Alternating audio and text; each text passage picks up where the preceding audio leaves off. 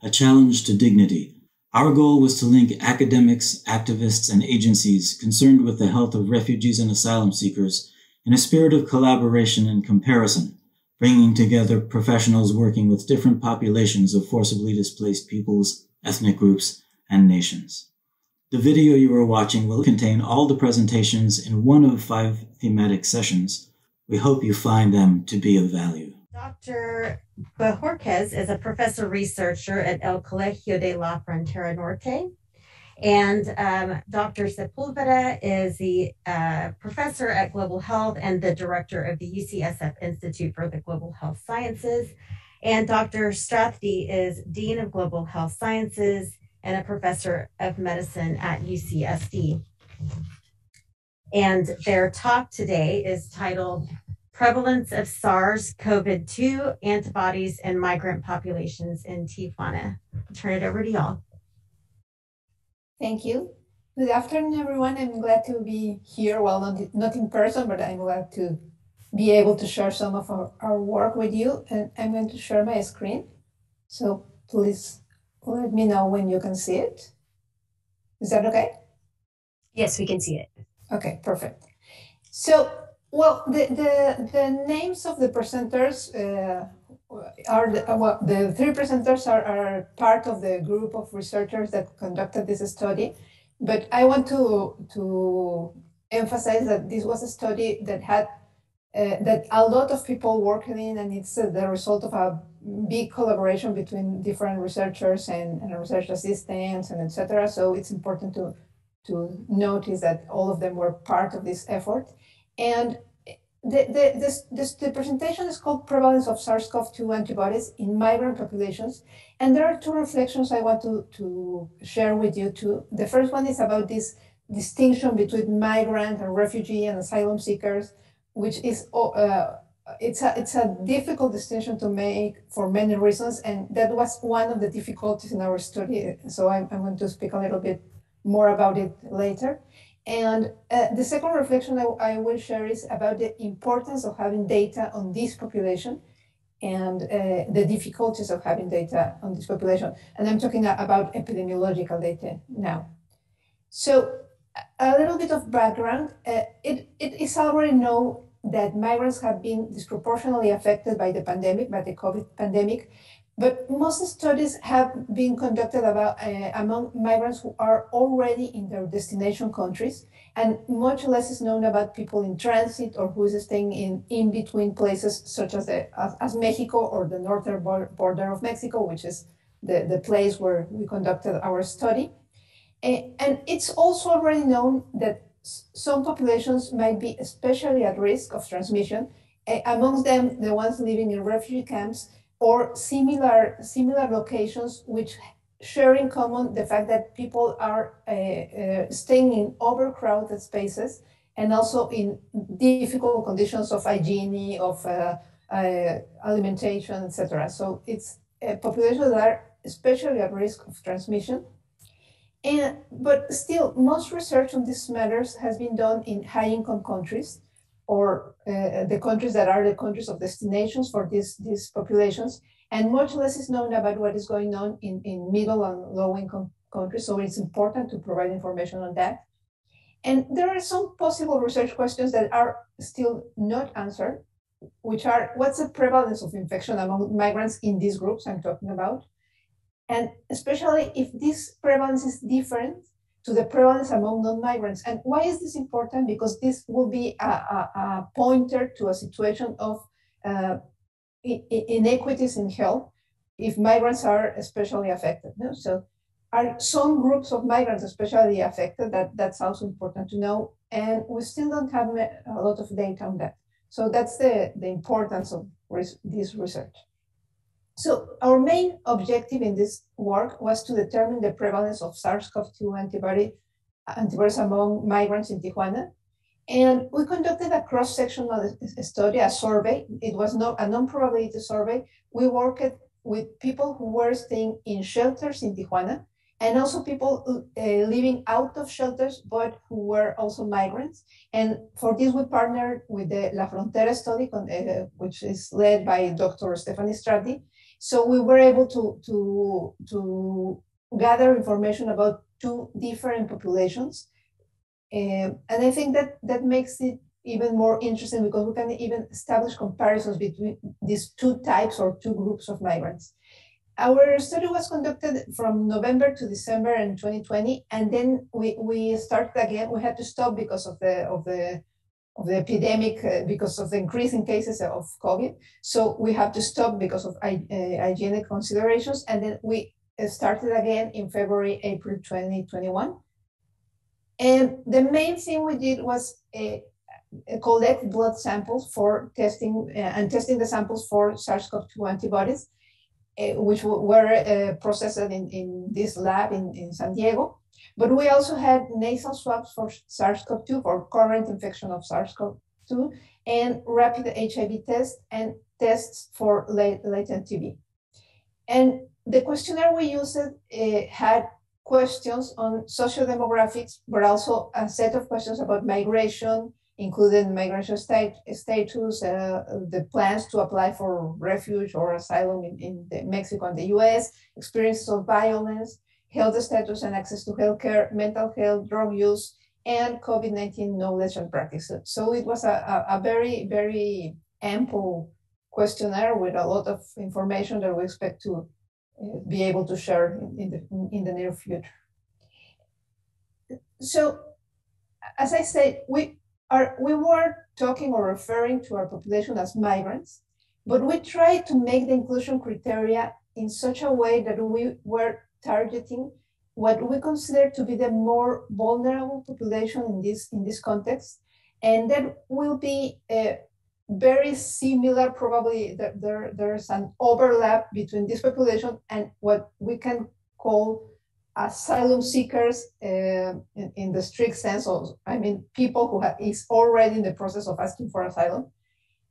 So we choose to work with persons either born in a Latin American or Caribbean country, which was not Mexico, and who had been living in Tijuana for 5 years or less. Or they could also be born in Mexico, but in some state, any state other than Baja California, where Tijuana is located, and had been in Tijuana for 1 year or less. And they have to fulfill the criteria of having been, having arrived into Tijuana because they had been deported from the US or displaced from some other area of Mexico. So the idea was to have persons in transit from other countries and who were trapped in Mexico, but they were mainly aiming to go across to the US, or Mexicans who had been deported or were internally displaced. So this is the population we were targeting in this study. We were working only with adults, 18 years old or over, and able to respond in either Spanish, English, or French. We had the questionnaire in each one of these languages. These are some general characteristics of participants. And I have this comparison between those we surveyed in shelters and the ones we surveyed who were living out of shelters.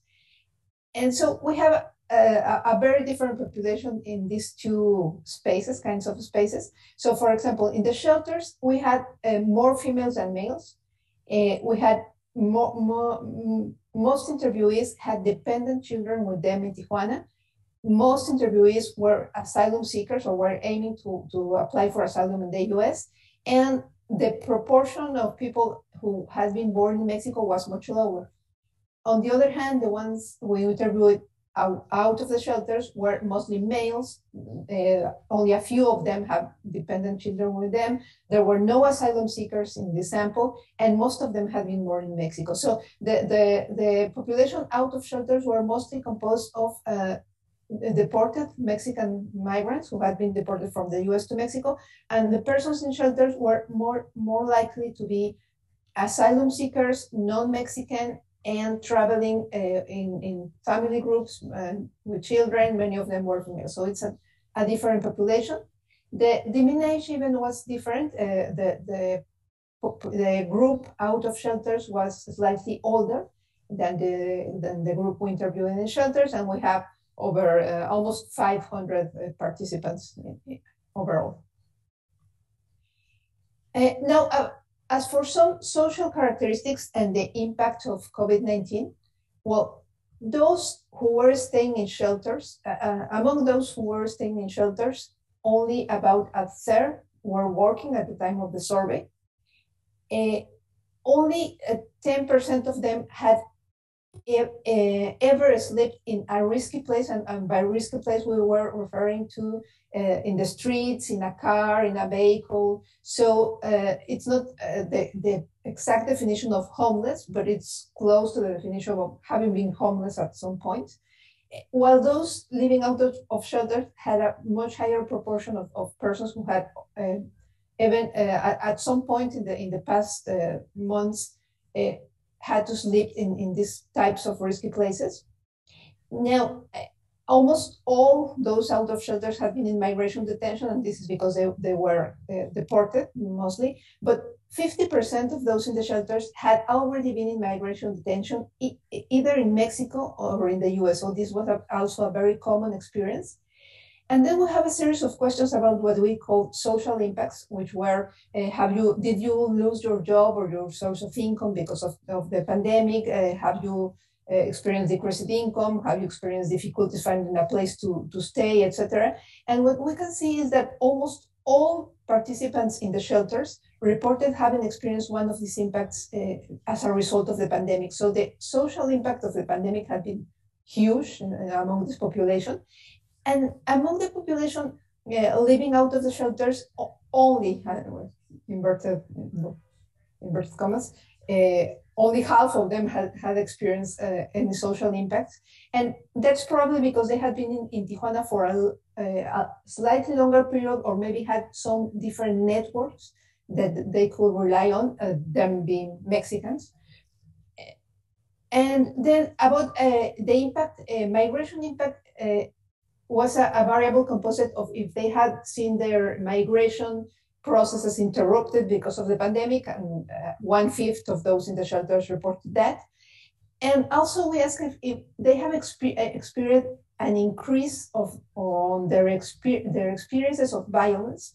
And this could be any type of violence, either gender-based, within the family group, or also in the hands of the police or any authorities, or crime or anything.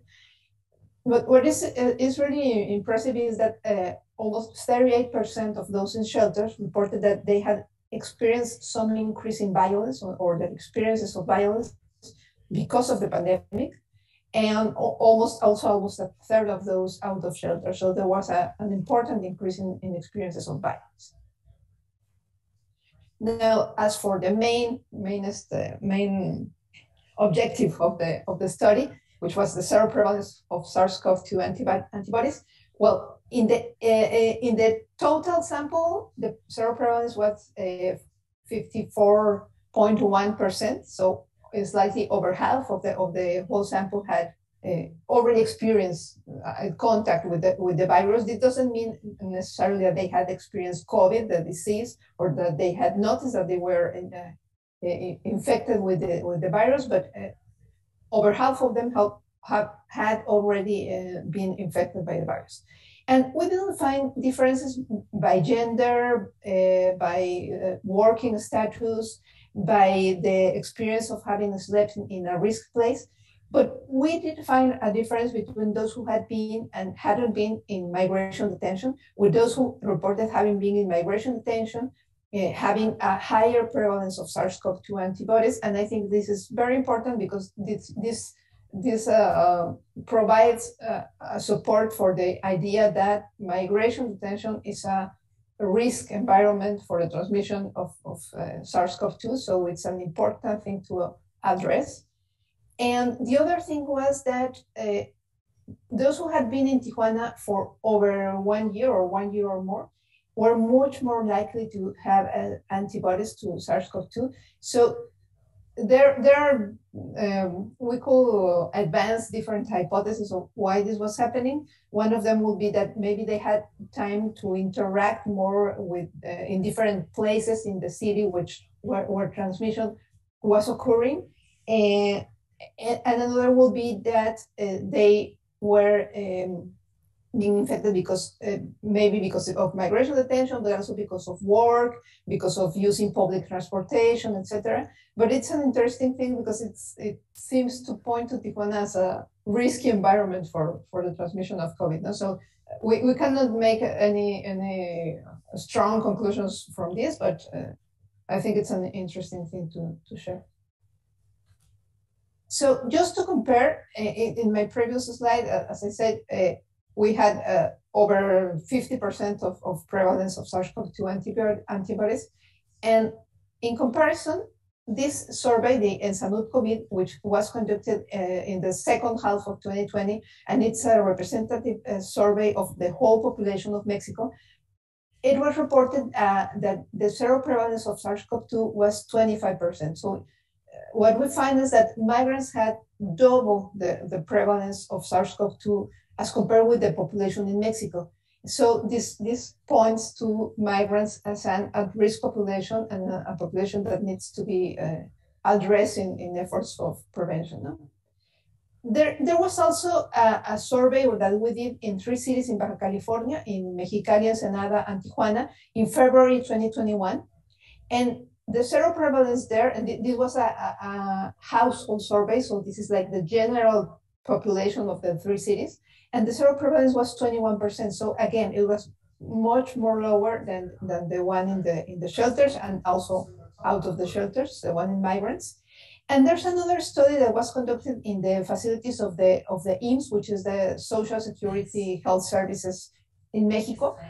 And in that study, they found a prevalence of 33.5% for the whole of Mexico and 40.5% for the northern region of Mexico, which includes Baja California. So this is this last one is a survey in healthcare facilities. So of course the prevalence is going to be higher, but it still is lower than the one we found in the migrant population. So again, the main conclusion is that migrants were indeed an at-risk population for transmission of COVID.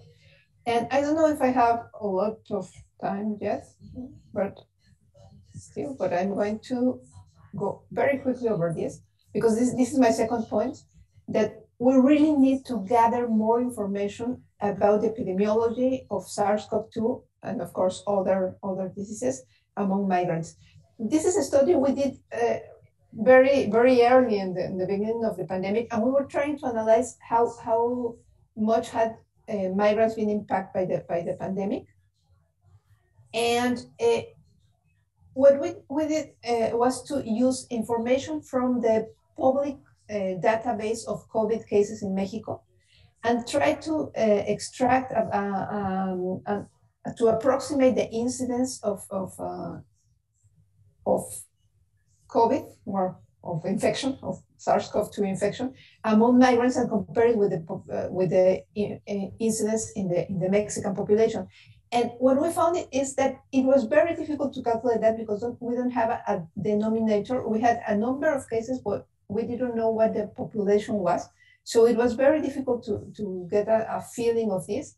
But we were able to do some scenarios, and we found things as different as the migrant population is very similar to the general population, or the migrant population has double the incidence of the general population, which is closer to what we found in the current study. So I think this is just to point to the importance of having data. And even within the database of the Ministry of Health, this database, we're trying to identify migrant persons in this database. And I'm sorry, this one is in Spanish, but what it's showing is that in that database, there were very few cases of migrants, but also the cases of migrants were milder in a sense. There were less hospitalizations, less deaths, and migrants tend to have less health conditions that could put them at risk of more severe cases of COVID-19. So to conclude, migrants were disproportionately affected by the COVID-19 pandemic in terms of seroprevalence, but also in terms of the social impacts. outbreaks and cases might have gone undetected because they were mild, because of the conditions I was telling you about in the previous slide, but also because of limitations in access to healthcare. It is possible that there were many cases that never sought healthcare, so they went undetected. So probably my main conclusions in terms of the epidemiology is that more data collection is required. So I will finish with this, and this is just an acknowledgement of the many people and organizations that took part in this research. Thank you very much.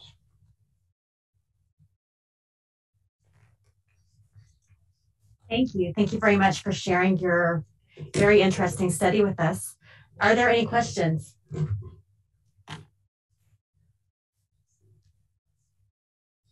I do have a Yes. comment.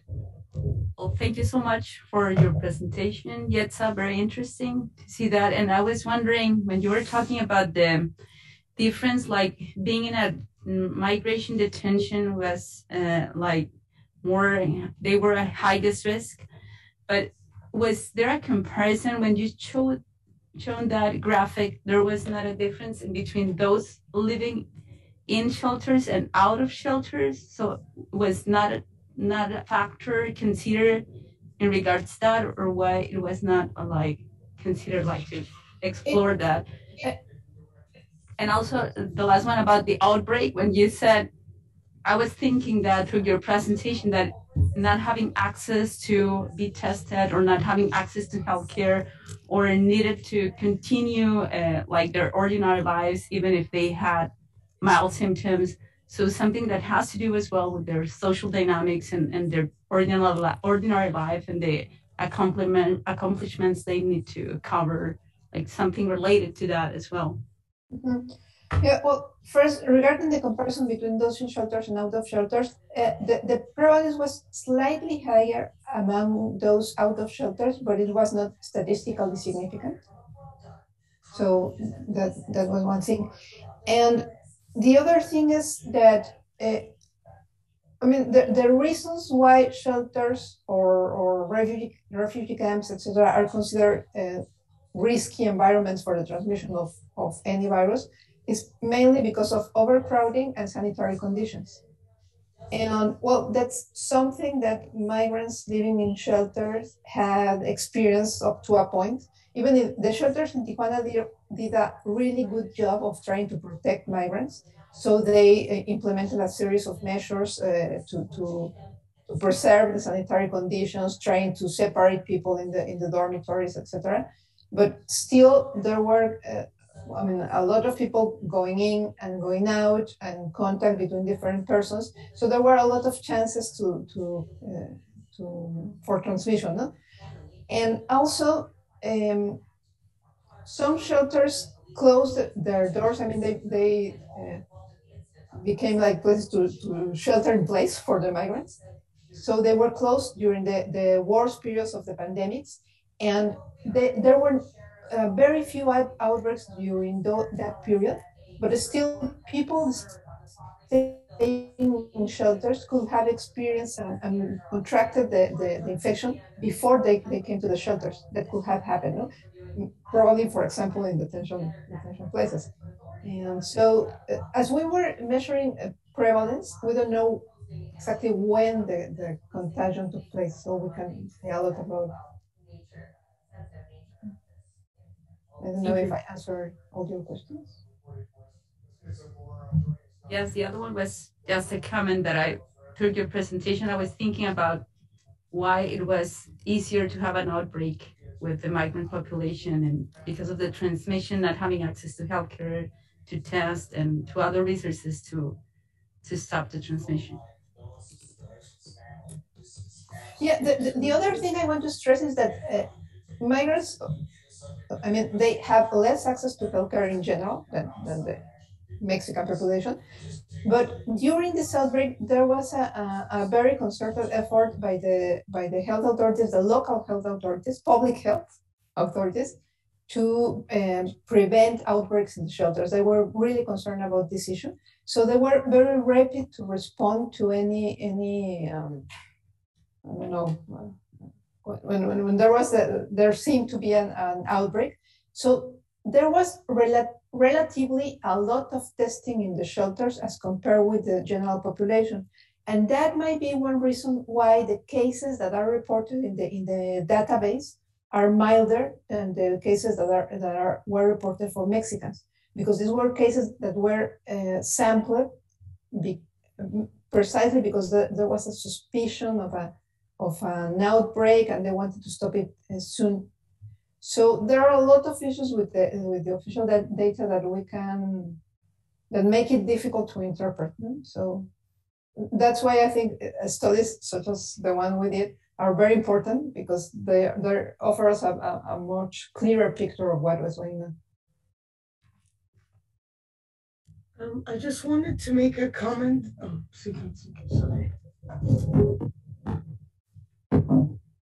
Can you hear me? Can you hear me? Yeah. I just wanted to make a comment. I was in Tijuana a week ago, and people are very cautious about wearing masks. And you cannot even go into any store if you don't have a mask. And people will actually be like, please step out, or they get really upset. And I was surprised people are really worried and very cautious about the disease. Wearing masks, they don't want you to go in the store, everything. And just wanted to comment on that. They were very careful about catching the disease, because some locals told me, I was talking to them, they said because we don't really have vaccinations like the States, so we're really worried about that. I don't know, that's just what they were telling me. Thank you. Okay, thank you. Are there any more questions?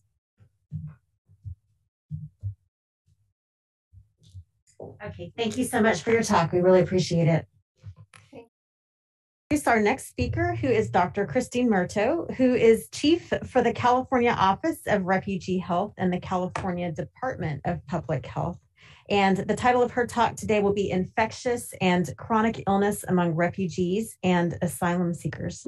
Dr. Murto, you're on. Great, thank you so much.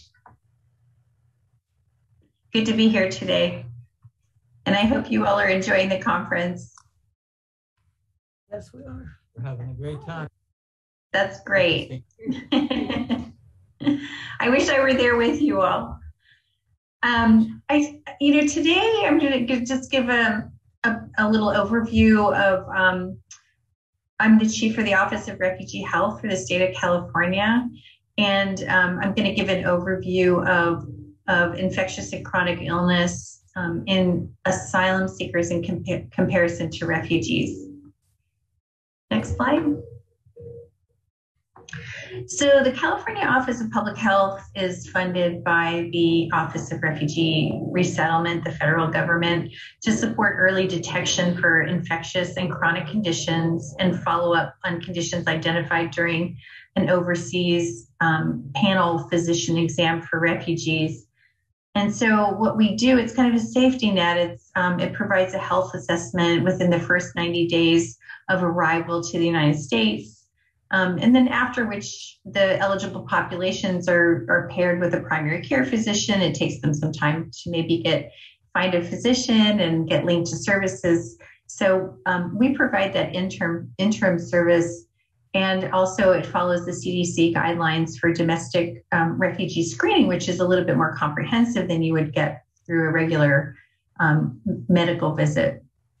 So the populations that are eligible for our programs are newly arriving refugees, those with special immigrant visas, asylum granted cases, victims of trafficking, Cuban Haitian entrants, and most recently, Afghan humanitarian parolees.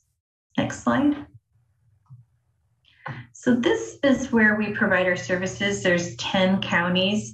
We provide the services through the county public health in county public health jurisdictions throughout California. And these are generally in places where refugee resettlement agencies are located. So the refugee resettlement agencies are working to provide housing and some wraparound case management services.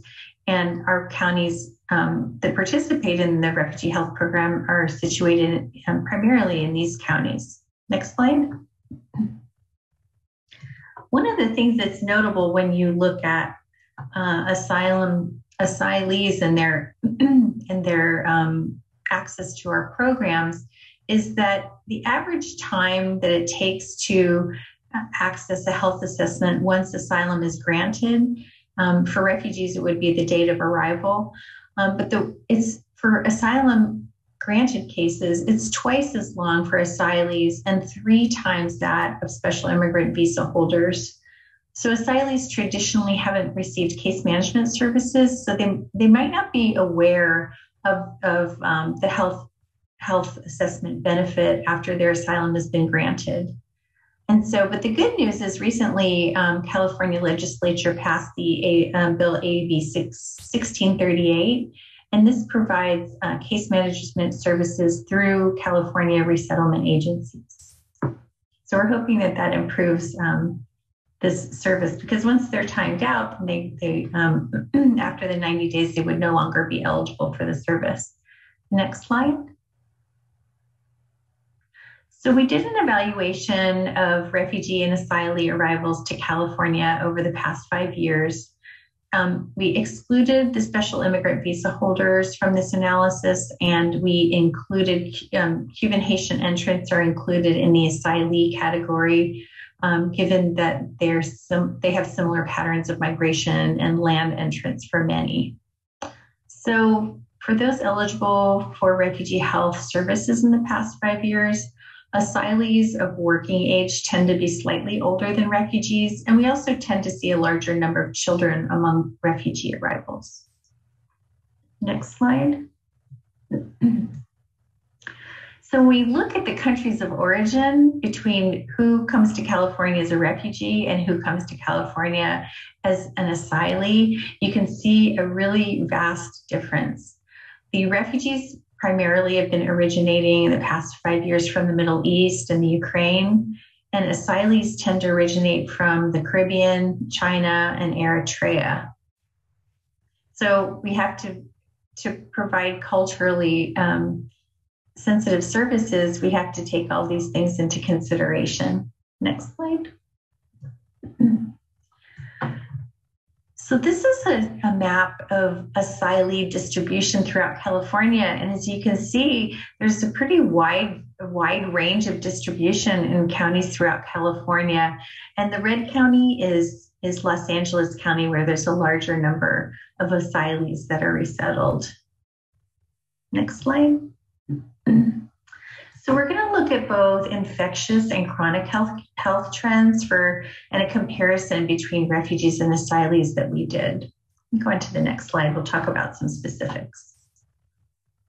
So we look at infectious diseases, specifically hepatitis B and C and latent TB infection. We find that asylees were significantly more likely than refugees, and also more likely than the general population in California to have hepatitis B and C, as well as latent TB infection. Next slide. We also find that asylees in California were also significantly more likely to have syphilis, HIV, and chlamydia in comparison to refugees and the California population, although the numbers still remain fairly low for those asylee granted cases. The next slide. So in terms of parasitic infection, which is something that's included in the refugee health exam. You might not go to your physician and be normally tested for parasitic infections, but it's a really important exam especially for children, because it can affect many things in their health and well-being and learning capacity. So our asylees have significantly more likely to have schistosomiasis, but refugees were more likely to have other types of infections of parasites. So in terms of chronic diseases, we see that asylees were actually less likely to have diabetes and hypertension in comparison to refugees, and significantly less likely to be obese in comparison to Californians. We do know that this changes, obesity changes over time, that the longer time people are in the United States, that obesity increases over time. Next slide. So for children, we find that both anemia and elevated blood lead levels, asylee children showed lower prevalence than our refugee arrivals. Where we really typically see elevated blood lead levels is among Afghan children. Actually, see really high level, probably upwards in the neighborhood of 40% of children that are arriving from Afghanistan have elevated blood lead levels. And those children are then referred to their lead control programs, and there's a nurse that works with them and their families. Next slide.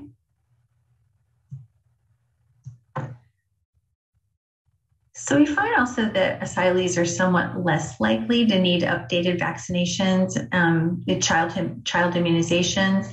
This is probably because they've been asylum seekers and they may have been in the US prior to the appointment when they come to us, and they would need immunizations for school enrollment. So they may be less likely to need immunizations when they come in.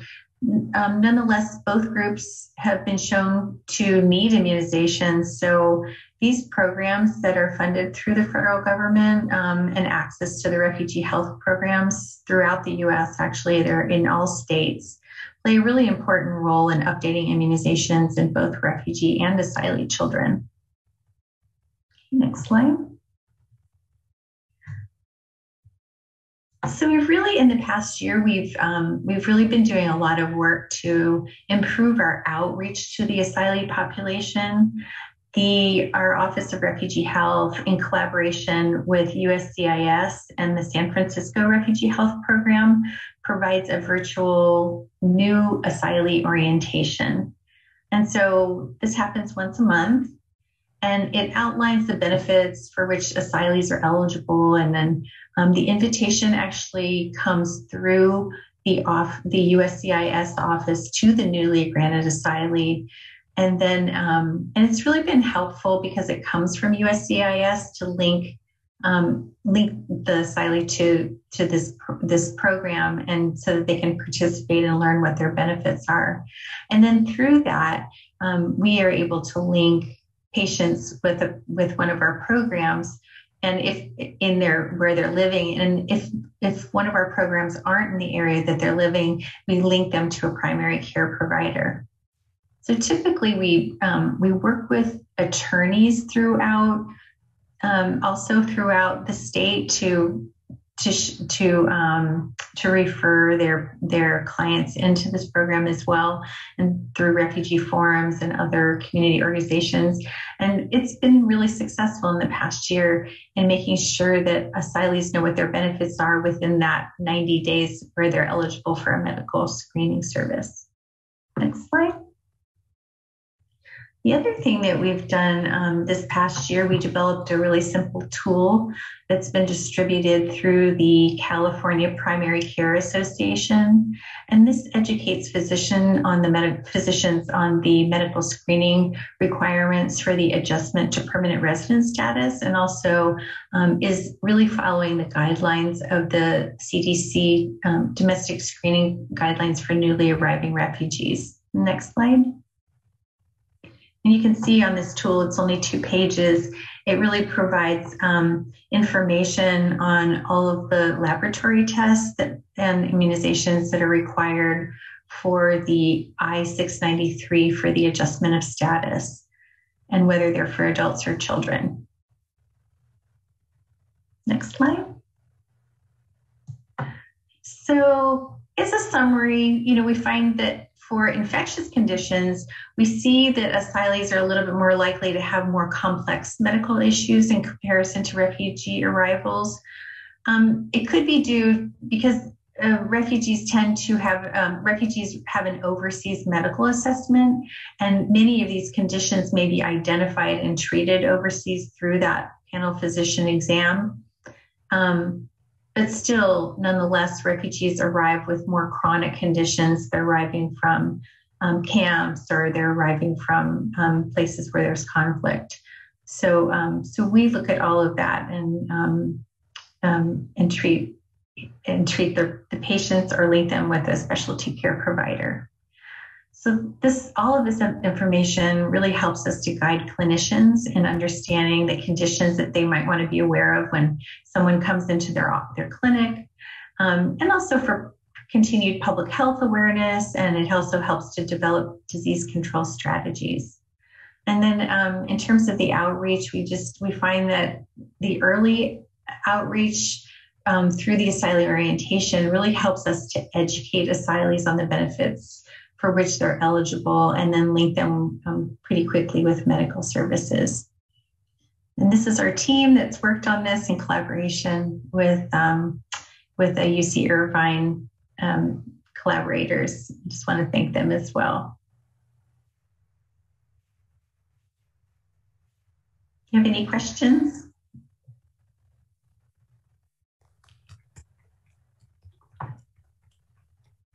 Are there any questions for Dr. Murto?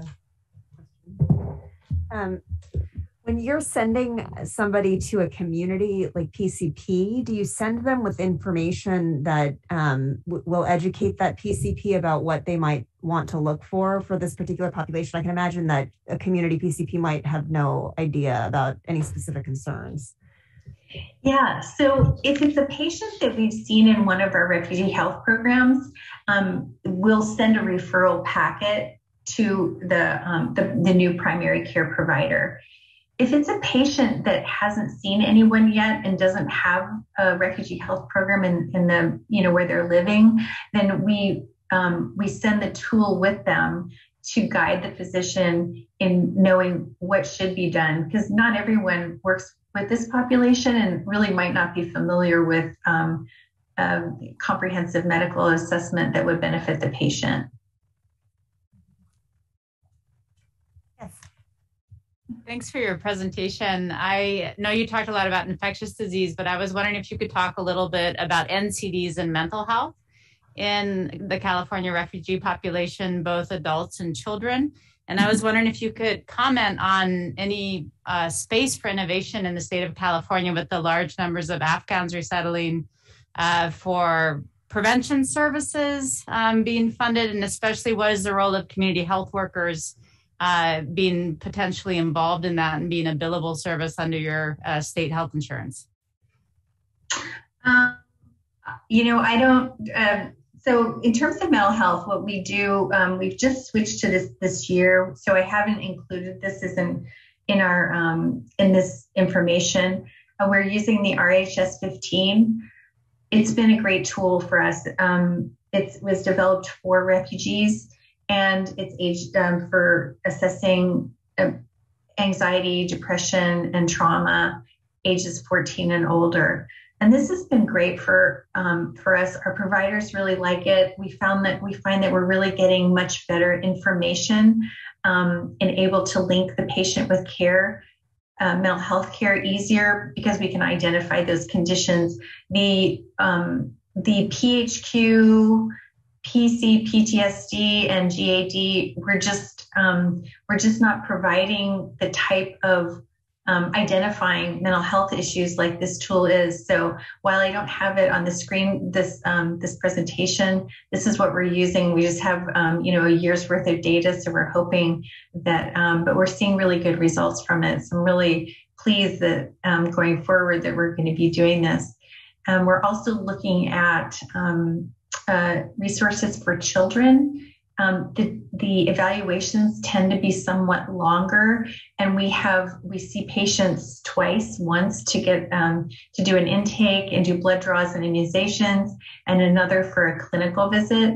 So it's the children's mental health takes a little bit longer and needs follow-up. So we're looking at tools that other refugee health programs are using throughout the state.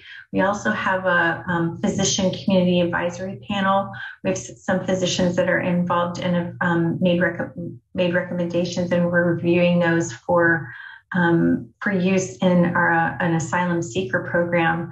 We have have included some ACEs questions in that as well to see whether that would be appropriate screening for referring further, whether those are sufficient questions. And then you asked about innovation, and especially with our Afghan arrivals. Of course, we know that they are coming in from very traumatic situation.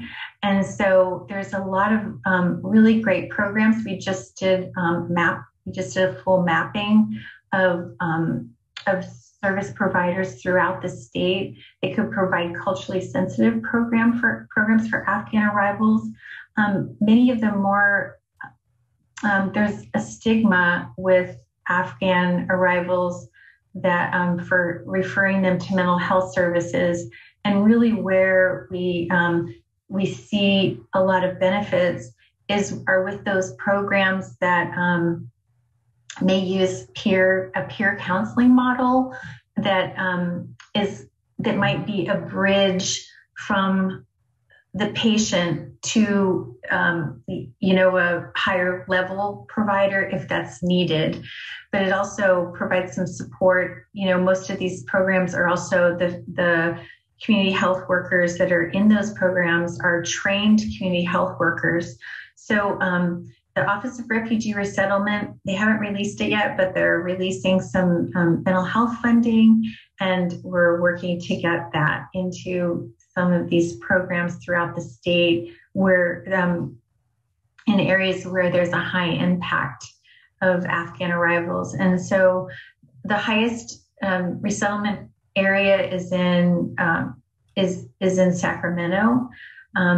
It's one of the largest resettlement sites for Afghans in the country. And then also San Diego, of course, Stanislaus, and Alameda. So we have 4, and in Los Angeles, we have 5 pretty large areas where we have Afghan resettlement in California. Great, thank you. Yeah, sure. Thank you so much. Are there any other questions? I have a couple of factual questions that may be too detailed to answer.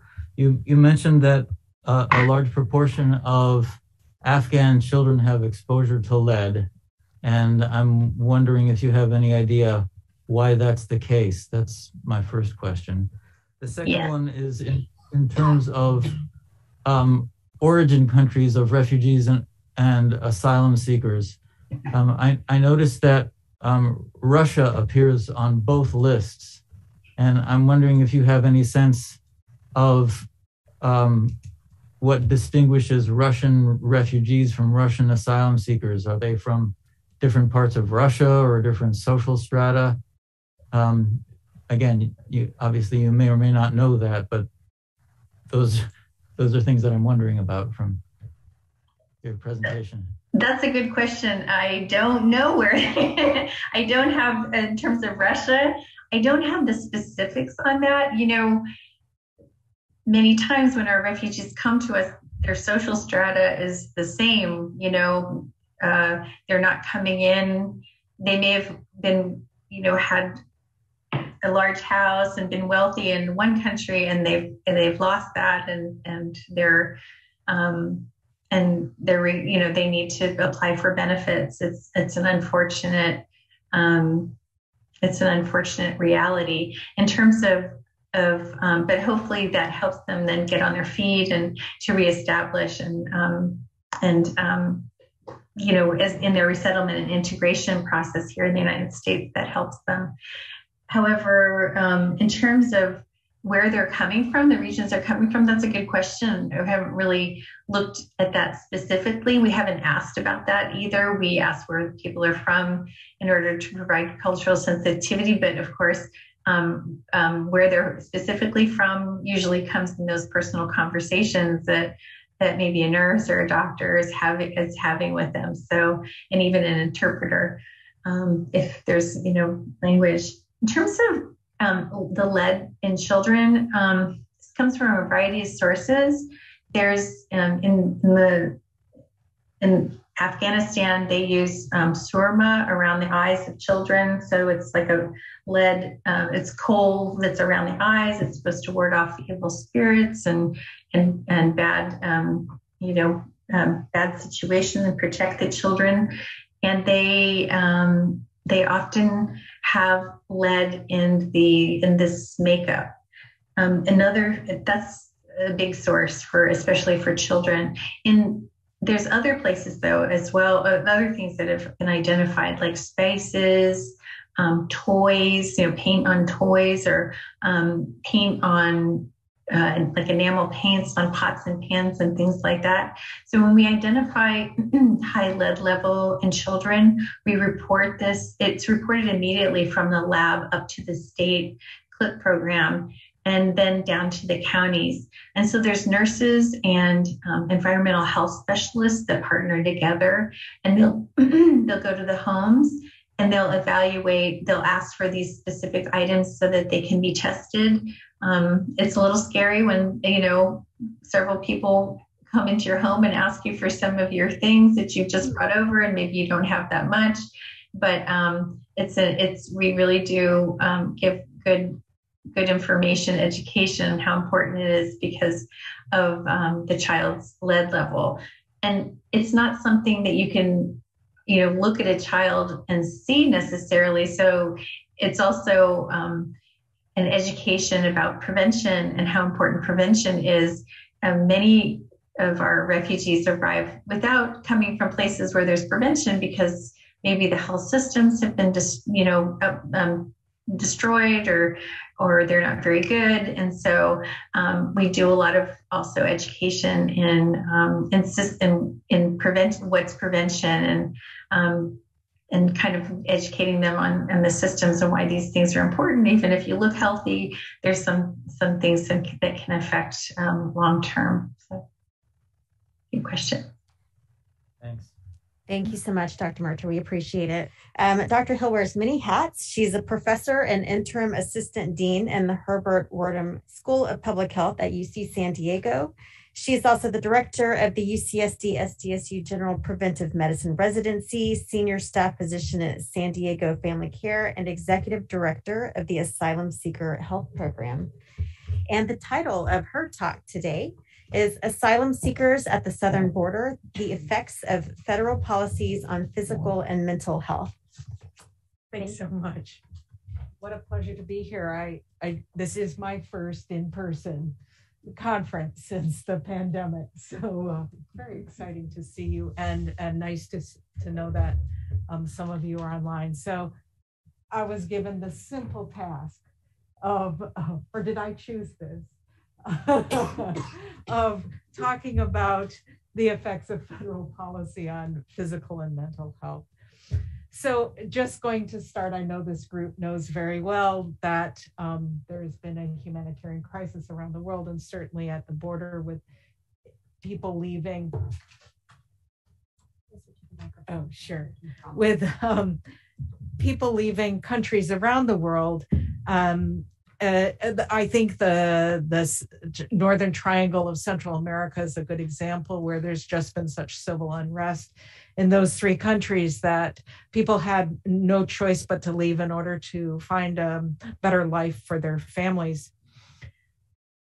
One of the problems that's been going on, of course, in the Northern Triangle is that the Mayan communities and women and children have been the targets of the roving gangs that have been lawlessly controlling those countries. And many stories that we've been told are that the parents, in order to protect their children from being taken by the gangs, felt that they had no choice but to get on a very arduous journey, some of whom left with very young infants. I talked to a father who had a 6-week-old and a 2-year-old with him, and he and his wife ended up coming across Mexico and were robbed on the way, losing many of their few possessions along the way.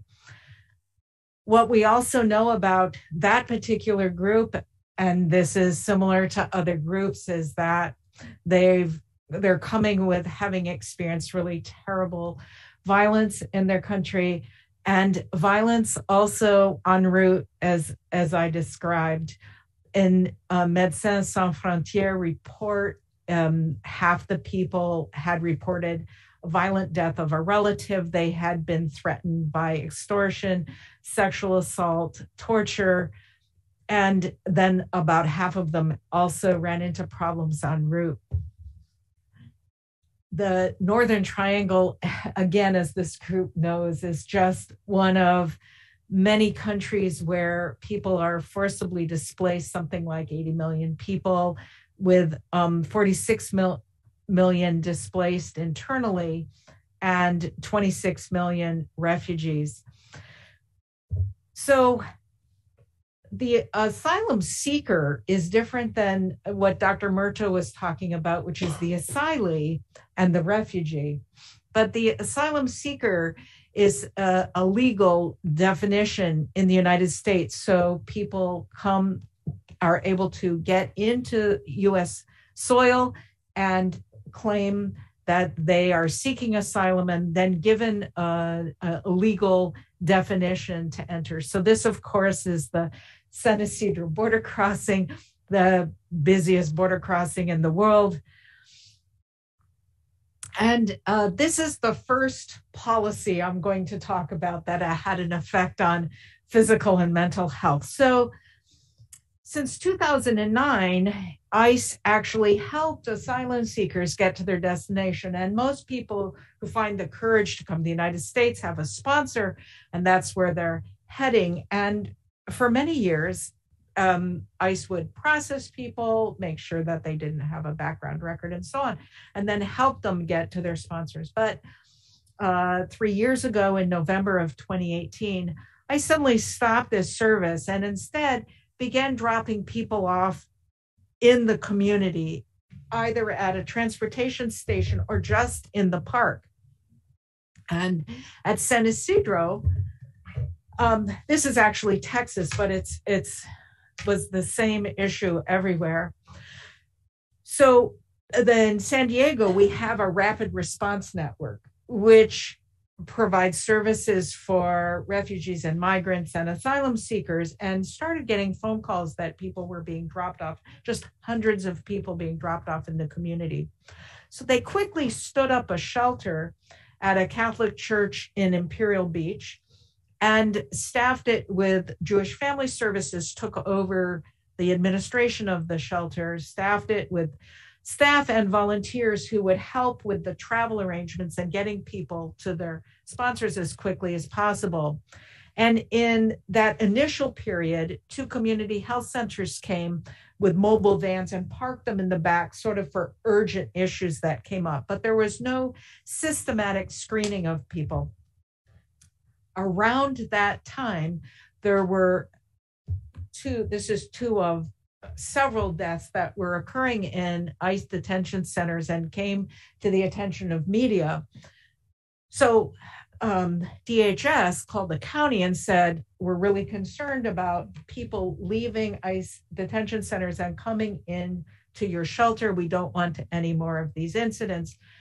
And the county called us. Now, the background on that is that it's a coincidence that I'm speaking after Dr. Murto, but for 12 years. Not a coincidence. Oh, okay.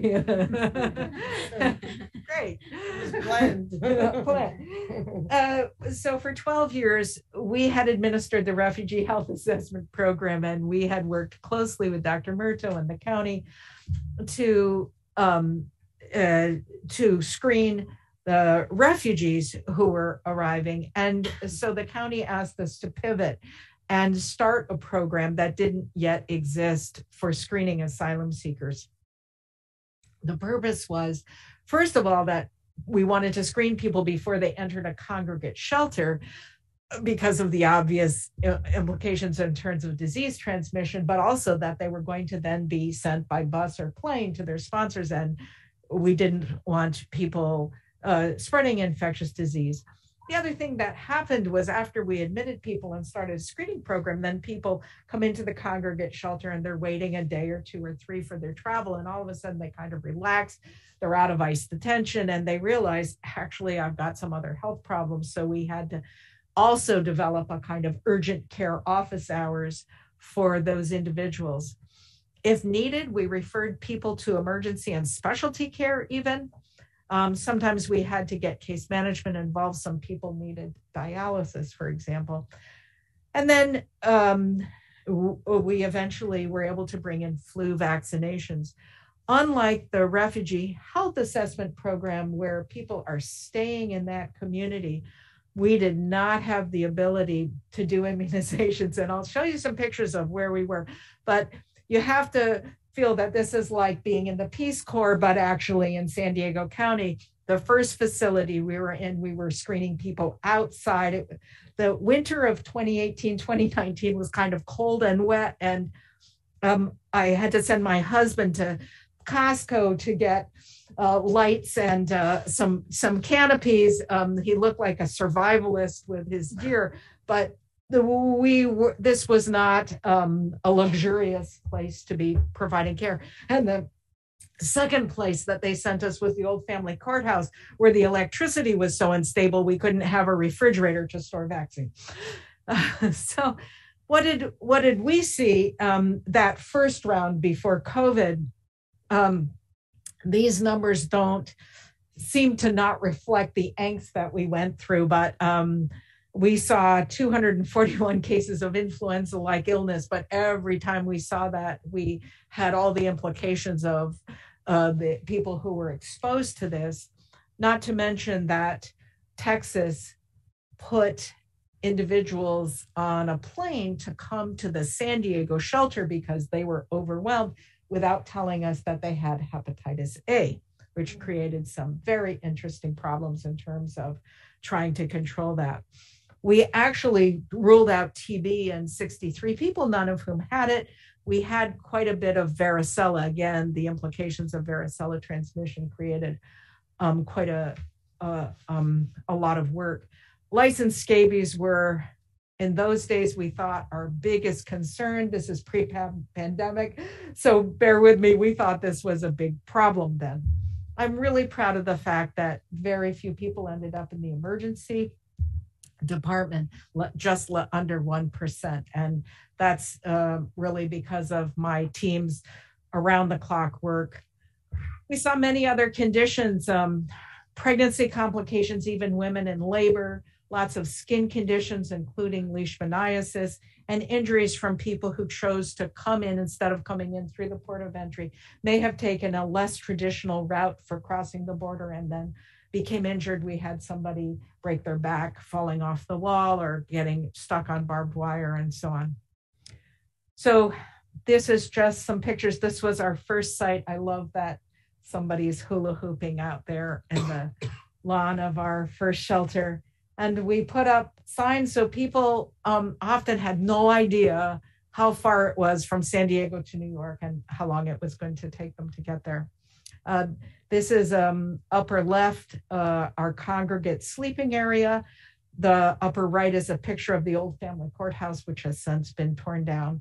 And then here's one of JFS staff lower left talking to somebody about how to get them to their sponsor, and the playroom is the last picture.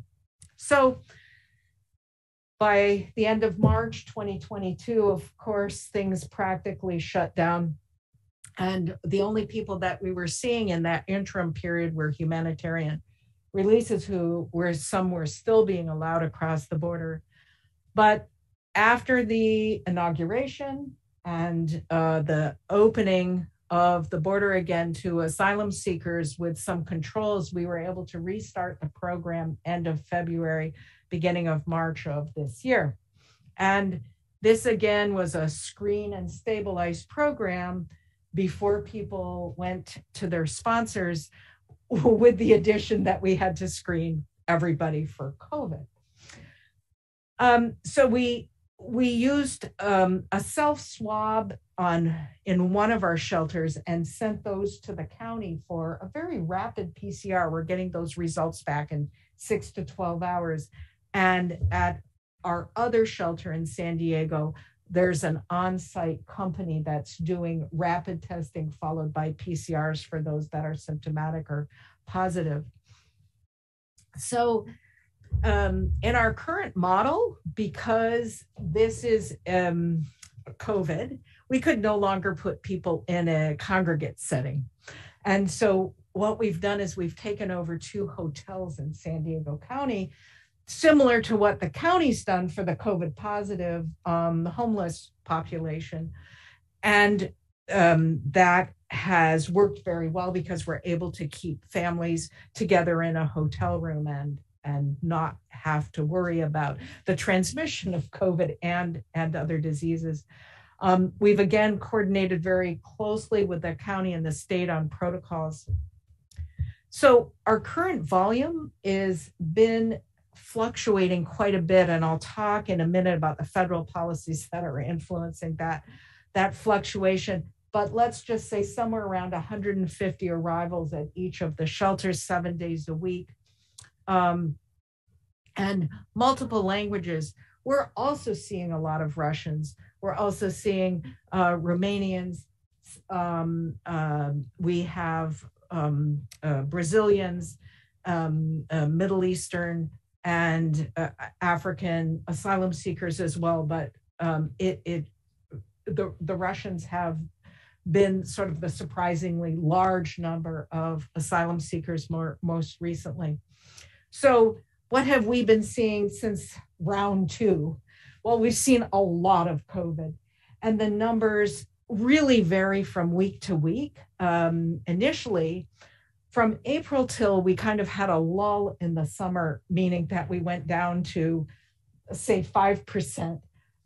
Initially, we were seeing up to sometimes 15 to 20% of arrivals were COVID positive. And then this seemed to go down, but again, lately the numbers have gone up again. And I think this is kind of a combination of whether people are having to wait to cross together in a group setting and then transmitting COVID between them, or whether they're being held in ICE detention together and transmitting in that setting. If people are crossing very quickly and getting through, or perhaps have been vaccinated, then the numbers are lower. We're also seeing a lot of behavioral health problems, as we saw the first round, anxiety, depression, and some suicidal ideation. And I'll talk in a minute about what some of the policies have been that have influenced and driven that, besides just being an asylum seeker. And I would say, in terms of behavioral health problems, the concern about their legal status and what's going to happen at their asylum hearing is probably the biggest source of anxiety in this group. A lot of chronic disease as well, diabetes and hypertension, ongoing issues with pregnancy. If people are early in their pregnancy, we assess them for stability. We're actually uber careful about referring people who have even mild elevations in their blood pressure before we get them on a bus or plane, to not knowing where they're going to get health care when they arrive. I think one of the things that has helped us to provide really consistent, safe care for this population has been the development of really strict protocols. This is not, the shelter is not the place for the art of medicine. This is a place for, let's just do everything the same way somebody comes in. We're gonna really follow the rules. And so just to give you an example, if somebody comes in with varicella, for example, we have to consider, have they exposed anybody either in detention or on the bus, or in their group who could be pregnant? That person then needs to go to the hospital and quickly get assessed for varicella immunity and given passive immunity, so to protect the baby, and everybody else needs to be varicella immunized. So trying to work closely with the county on how to make all of those things happen in a very timely way before people travel is a challenge. I want to say a quick word about mental health challenges. So again, most of my asylum seekers, unlike the refugees that I took care of for 12 years, asylum seekers are not staying in San Diego. More than 90% of them are leaving California, let alone staying in San Diego. And they're only spending maybe 1, 2, or 3 days with us. So we've had to consider very carefully, how do you ask those questions in a setting where you really can't do anything about it? We've done a lot of work in that regard, and it's really individual. I think you have to look at what's best for the guests. Where are they going? Where's their support? So I'll just give you a quick example. I had a woman with a postpartum psychosis. It happened to be, of course, Christmas Day. And her husband was not coping with taking care of the newborn and the 2-year-old. And it turned out that she had a mother in Florida. And this has happened before. And so, in my practice, I've been practicing in a community health center for 40 years. In my practice, if I had a woman with postpartum psychosis, my first thought is that, well, where can I put them on a plane to get them somewhere else? But in this case, sorry. 2 minutes. 2 minutes. Whoa. Okay. That didn't happen. Okay. So I am going to go to, this is our vaccine information. So we at first thought we were having a lot of vaccine refusals, but it turned out that people were being vaccinated in Mexico, which we thought was very exciting. And that most of the refusals actually made a lot of sense to us. Like, we don't want to get on a plane and have to say we don't have a fever and chills and aches. So a word about federal policies. So as you know, our previous administration had a wait in Mexico policy, otherwise really inaptly named Migrant Protection Program, which had just terrible consequences for the asylum seekers, forcing them into some very dangerous situations with, murder, extortion, kidnapping, and so on. I think the most egregious of the policies was the separation of parents and children. And as you know, that has not been solved. There are still, the last administration did this without making provisions to be able to reunite these children with their parents. Detention in adverse conditions. My colleagues and my lawyer friends, the American Academy of Pediatrics, who had the opportunity to go into detention centers during the last administration, was just shocked by what they had seen. And here's just some pictures. And lastly, asylum hearings being held in tent with no lawyers, limited access to witnesses, and so on. The Biden administration is trying to change those policies. As you know, they reversed MPP. They took MPP away. And what happened? Texas challenged them. It went to the Supreme Court. The Supreme Court has reinstated MPP. It's just so incredibly disheartening. The Biden administration is looking to reverse Title 42, which was also started by the last administration to keep asylum seekers out, and that's on hold. I'd like to end by saying that there are many federal policies that have a very bad effect on the physical and mental health of the general population. And I don't think we have to look very far to find these policies. And I think the headlines say it all. And from more recently, voter suppression to the just severe blow to reproductive rights that's going on right now. So in conclusion, public health is team science. And there are many agencies that I work with that make the work that we're doing with Jewish Family Services and Catholic Charities, the county and the state possible. And I'm very grateful to their help. Thank you. Let's open it up for questions for Dr. Hill.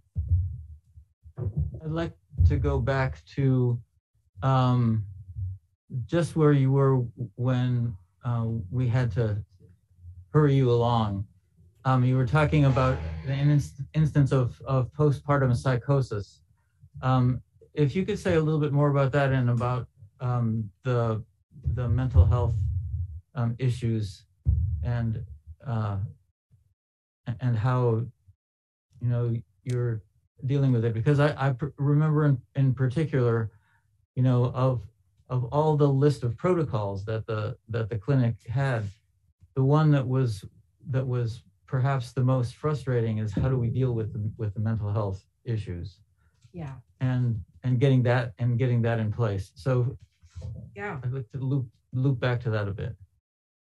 So I'd say, first of all, that the acute and very serious mental health issues are infrequent, but very consuming. And so the example of the woman with postpartum psychosis who would normally, we would have medicated with antipsychotics and then gotten her into care and sort of gotten her stabilized, ending up deciding that the best place for her was with her mother in Florida, where she could get into a situation and the kids could be safe.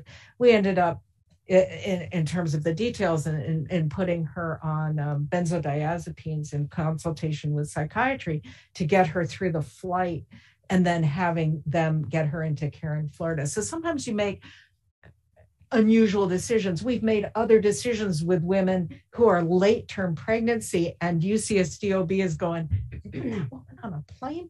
But we're like, you know what? The shelter's no place to be by yourself with a newborn.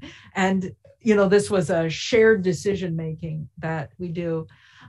Other instances of suicidal ideation or psychosis, again, kind of bringing in local mental health and getting people stabilized. We had one young woman who had been kidnapped and has such a horrific story, I can't talk about it.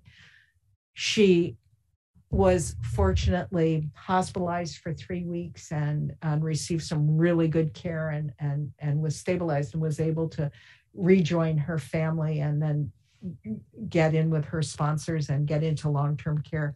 So those very acute, high, serious problems are rare. More commonly, what we're seeing is, first of all, the PTSD from the experiences that people have before they arrive, but then a lot of anxiety.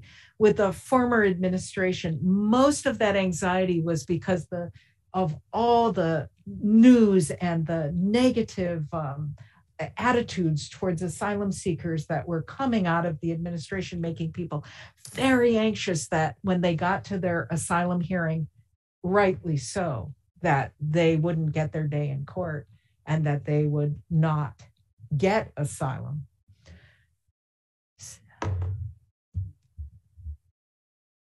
Okay, thank you. Are there other questions? Yes, go ahead. Yeah, so I'm really curious about this group from Texas to here with TB. And can you say more about it? Influenza, yeah. Like what happened? Like what was it? This is still happening.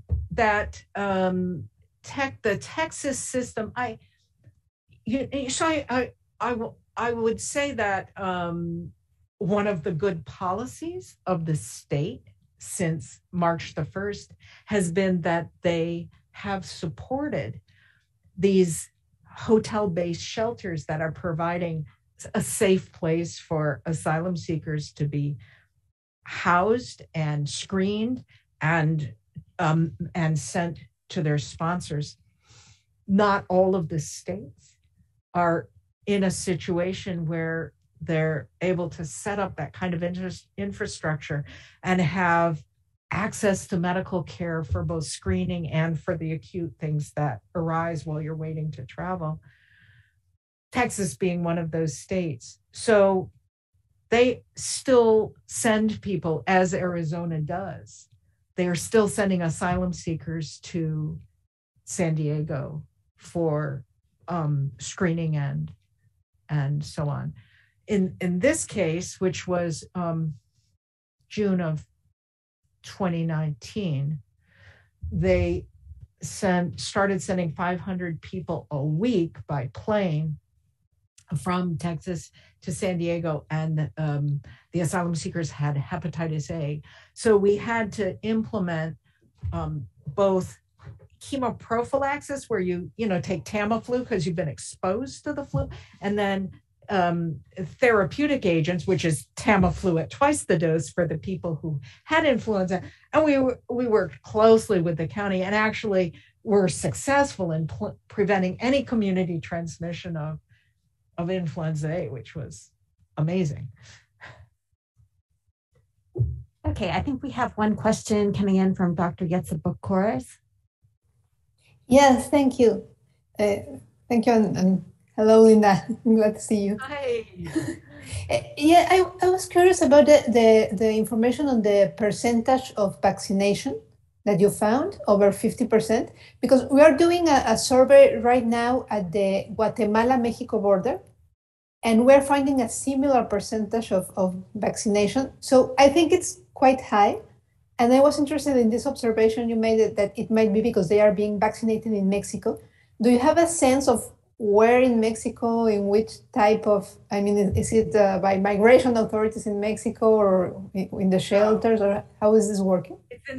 It's so nice to see you. It's in the shelters that people are getting vaccinated. The other thing I was going to show you is that there's quite a bit of variation in terms of vaccine uptake by where people are coming from. And we have found that depending on the country of origin, the uptake, both in terms of where they got vaccine, if they got it before, with individuals, for example, from Central America, more likely to have been vaccinated in the camps, but the Russians perhaps having been vaccinated before they left Russia.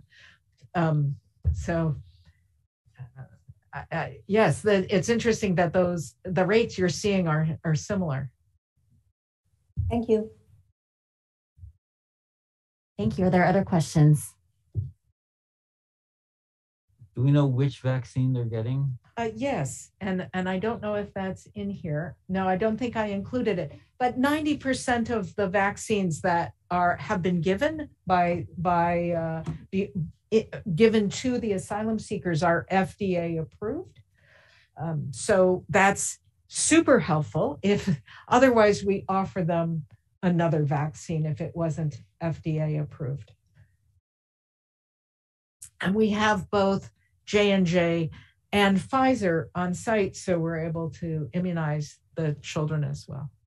Do we know which vaccine they're getting if they're getting it in Mexico? I don't know for sure. Maybe Yetsa knows that. Well, it could be Pfizer, AstraZeneca. That's the more likely, if they are FDA approved. Because we also have CanSino and Sinovac, but those aren't approved.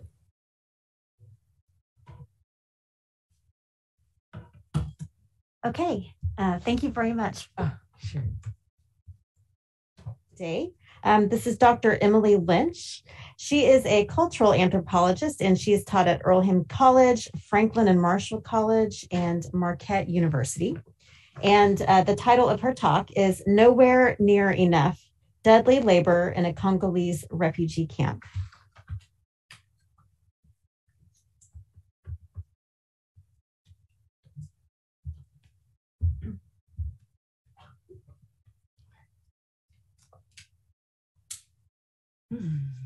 Hi, good afternoon. Thank you for having me. Thank you for all of the organizing, attention, and efforts. Sorry, her presentation is so hard behind. Yeah. Do you want to close it?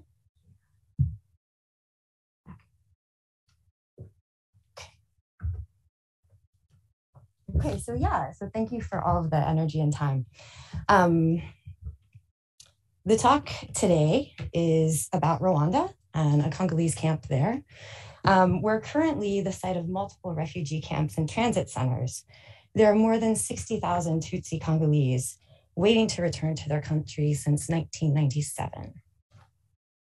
The Gihembe camp in Rwanda was the site of my fieldwork and was founded to house and protect refugees in response to large-scale killing, disorder, and emergency in Eastern Congo.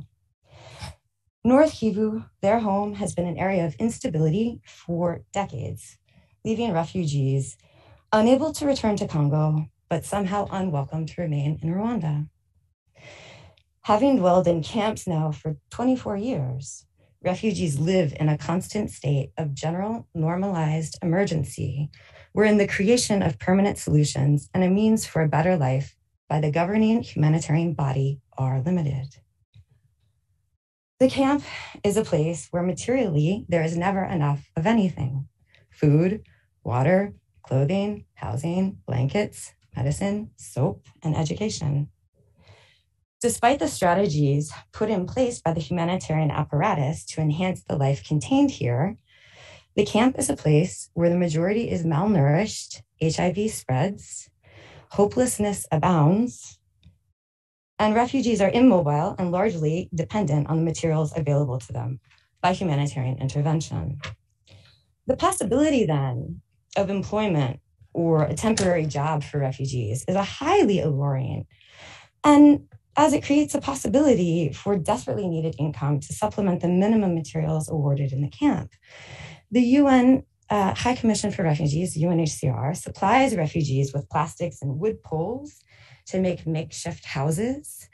And the World Food Program provides staple foods limited to beans, salt, maize, and oil that often arrive to the camp, already damaged from the long series of connections and delays by transportation routes of great distance. There are partner organizations outsourced by the UNHCR to specialize in particular areas of camp management, such as hygiene and sanitation, medicine and health, and education programs, some of whom offer refugees employment. So this talk explores the production and the reality of health employment opportunities by the humanitarian system that orders and facilitates nearly every aspect of the camp world. Although refugees are legally allowed to seek employment outside the camp by the government of Rwanda and by the UNHCR, the barriers to securing work are extensive. Refugees experience discrimination in the local economy and are often seen as begging for jobs despite their qualifications in mechanics, business, cattle herding, cultivation. I'm concerned with the paradox involved in the way the UNHCR wants refugees to be self-sufficient and find ways to earn income. At the same time, it sees them as needy, unthankful, and begging. So in order to try and create a better life, an extension of some of these dynamics is seen through these small programs for refugees and employment inside the camp, facilitated by its partners. The jobs often elicit refugees to take up inequitable and dangerous forms of employment to survive and supplement basic needs. And one source of employment is through the American Refugee Committee, the ARC. It's a partner organization to the UNHCR that provides basic or simple health services in the camp. The ARC is also in charge of all camp operations concerning hygiene and makes jobs associated with this task available to a few refugees, primarily to renew and build pit latrines stationed in the housing quarters. The latrines are daunting structures covered in plastic, bearing the UNHCR insignia of hands outstretched in the shape of a house, ostensibly inviting the person into the fold. The smell of raw sewage from the latrines carries well, assisted by a breeze and the warmth of the sun.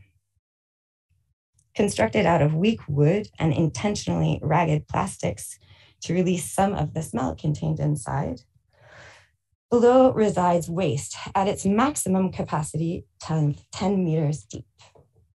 The latrines grow old and are retired just as a new pit is renewed directly in front or alongside of the last. The mountaintop of the camp bends beneath unstable soil and severe rates of erosion that test the durability of the structures built on it, be it temporary houses, dirty water stations, and the lives that are forced to reside there. The structures, not the refugees' lives, are built and rebuilt as time in the camp passes. For one work renewal project, the ARC employed 2 young men to dig a new latrine on the south side of the camp.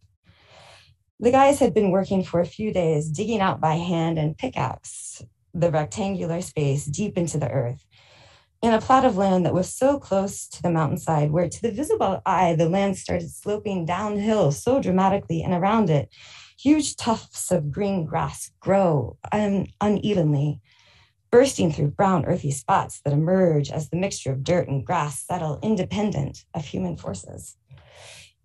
The ARC refugee workers dug for hours, delving into the earth, making a negative space as they emptied it out, struggling and struggling to get the earth up to the top of the pit without an assistant on the other side of the hollowed out cave.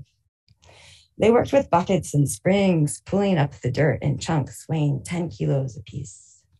The workers are deep inside this pit, and they sense it as such, feeling the size of the rectangle closing in on them, the crumbles of dirt hovering around, suspended in the air as they continue to dig. Peering into the pit later, the life frame of and for these workers was limited. In a few elapsed short moments, something gave way. The pressure of dirt was unleashed, and the weight of the world as contained in the immediate lump of earth around them fell in on all sides, in all directions. And the gravity up there pulled in heavily, going just simply somewhere else. It gave way, and they were without oxygen. And finally, the weight of the camp world pushed down heavily on them. And so they were buried alive, and the men did not find the end to their highly cherished workday this day, or the meager pay that they were awarded for finishing the job assigned to the ARC by the ARC. And it's said that they were found more than 4 hours after the pit collapsed. Other refugees discovered them. One man, they say, positioned on the side of the pit that caved in more severely, was discovered in the direction or in the pose of a runner. They said he was trying to escape the camp, trying to sprint his way out.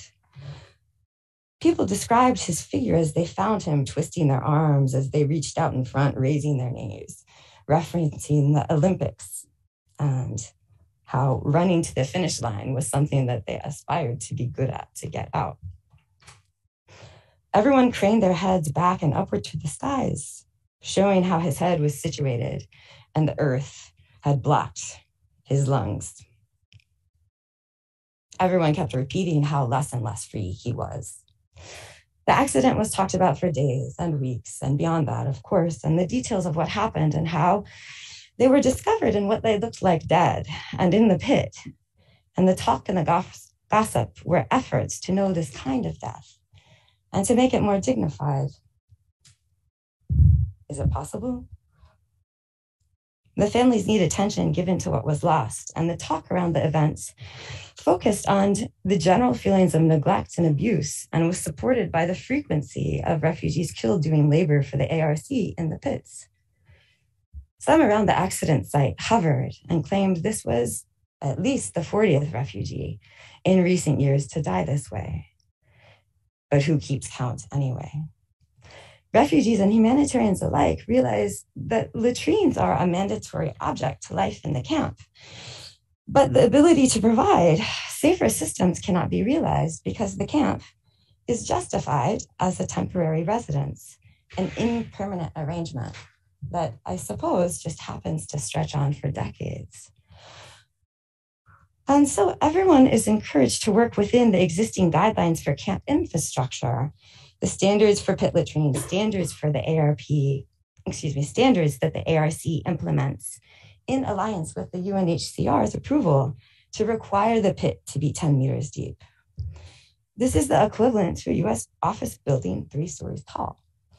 When this particular pit fell, it was only half of its final depth, far less than 5 meters deep, in fact. The humanitarian apparatus in the camp knows how dangerous their regulations and rules are in enforcing such depths in such unstable soil. And they refuse to change the regulations to make the latrines less dangerous to build. partially because it would contradict the set of hygiene requirements of the camp, in addition to building more permanent structures, which is also not allowed. And so refugees are unprotected from this form of labor and the dangers. And they know exactly what they risk in constructing the latrines in return for the small benefits returned to them. Refugees described the lethal accident and the actions of the ARC in the following days as horror dreams. As the mother of one of the young men who died still lived in the camp, even though she was chronically ill and pushing the limits of her age. She suffered from madness more generally, which escalated even more into the 7-day-long grieving period before the young man's burial and funeral. Her son would be put in the graveyard inside the camp, where the mounds of other bodies are put to rest, accumulating so significantly over the years refugees have lived there. But before the final touches were in order for making the boys' resting place, a senior ARC non-refugee employee came to her home. When the ARC bosses arrived, they brought sorghum beer and gave the workers' family 5,000 Rwandese francs, the equivalent about $10 US. Everyone knows that when the ARC bosses come, they're coming to, quote, make them forget what happened and the death and the injury. That is why they bring the gifts, they say, and the money, refugees explain. But it is never enough, and it continues, and it is a very, very big problem among so many.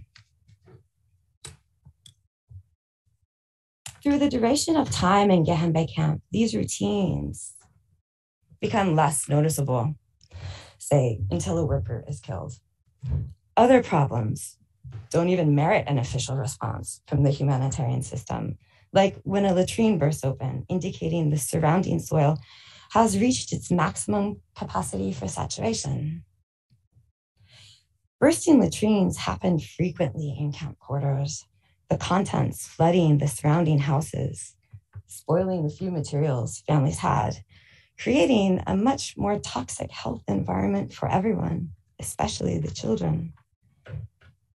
The sewage sits for days within the quarters, waiting for the ARC to remedy the problem by deploying a few more ARC refugee employees with shovels to move the earth to cover up the large puddles that lingered, stagnant and trapped without anywhere to travel to, similar to the life contained here. Perhaps this life is shit, everyone says. Refugees are aware of how the partner organization treats these situations, like particular accidents, digging the latrines. After all, they are recurring and frequent, not unlike other facets of life and labor facilitated in the camp. Everyone knows there is a risk to the work, and refugees risk themselves in order to earn small wages, as minuscule as 400 francs a day, approximately 20 US cents. Nevertheless, recognizing the manipulation involved in the ARC's actions and their motivations for employing refugees for these jobs does not deter refugees from still working them, of course. Further, and all the parties know that latrines are needed and that refugees are, in fact, desperate, and that their non-refugee ARC staff is overworked and themselves unwilling to labor in these conditions for such limited salaries.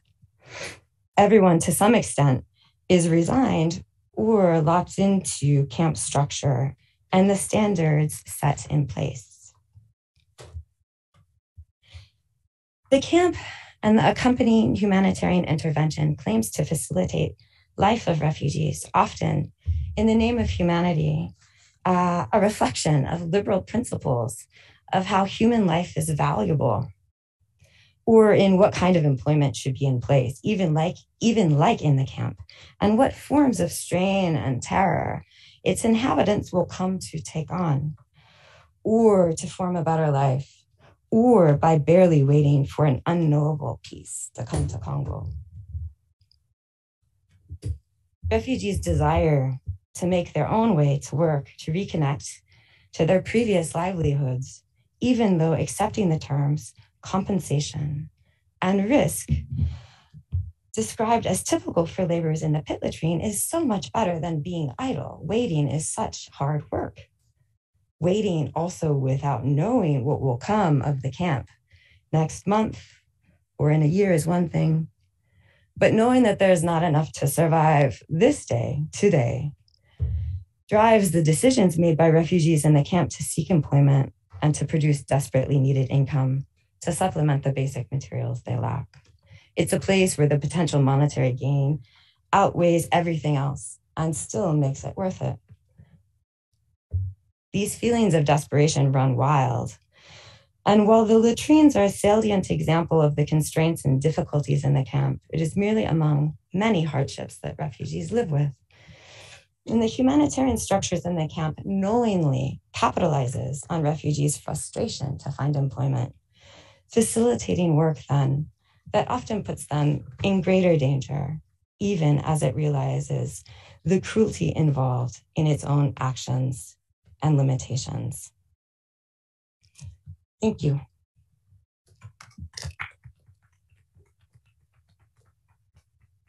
Thank you so much for sharing your scholarship with us.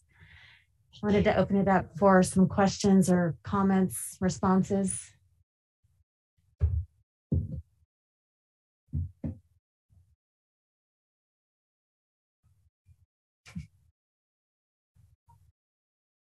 I have a question. I've actually worked in Rwanda. I found it interesting and I guess somewhat positive that it sounds like the Congolese refugees are allowed to work.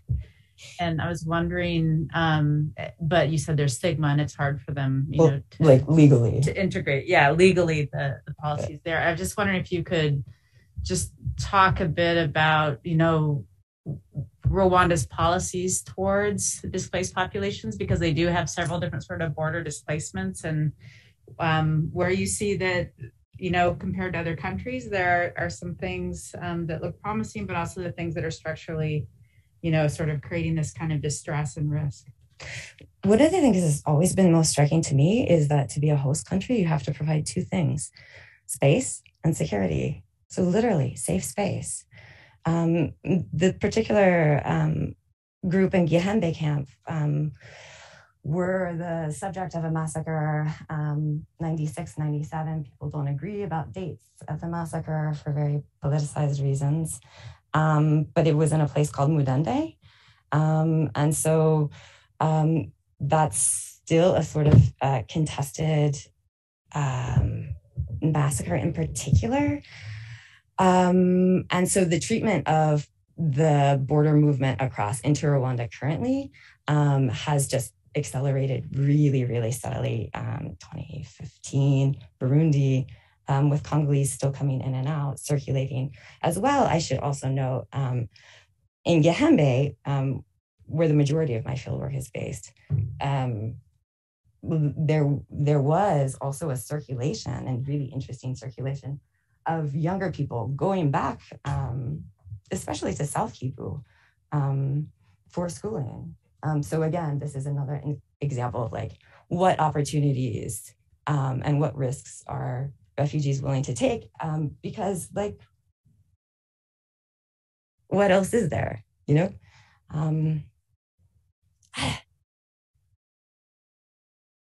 real mixed story. Yeah.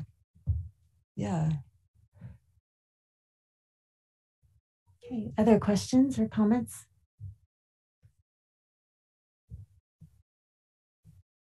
My comment is on this last session as a whole, having the title of Health Status of Refugees and Asylum Seekers. And I think this last presentation by Emily addressed health status of refugees just as precisely as the other three presentations did, but from a very different standpoint and in a very different way, focusing on a specific instance in which health status was, as you say in your title, deadly, based on deadly labor. And this is not a really question. It's just a comment on the very notion of health status and what it can mean, looked at in different, not only in different situations, but from different perspectives, and focusing on different kinds of circumstances. In this case, it dramatically shows the relationship or complementarity, let's say, of ethnographic and an epidemiological approach for among other things.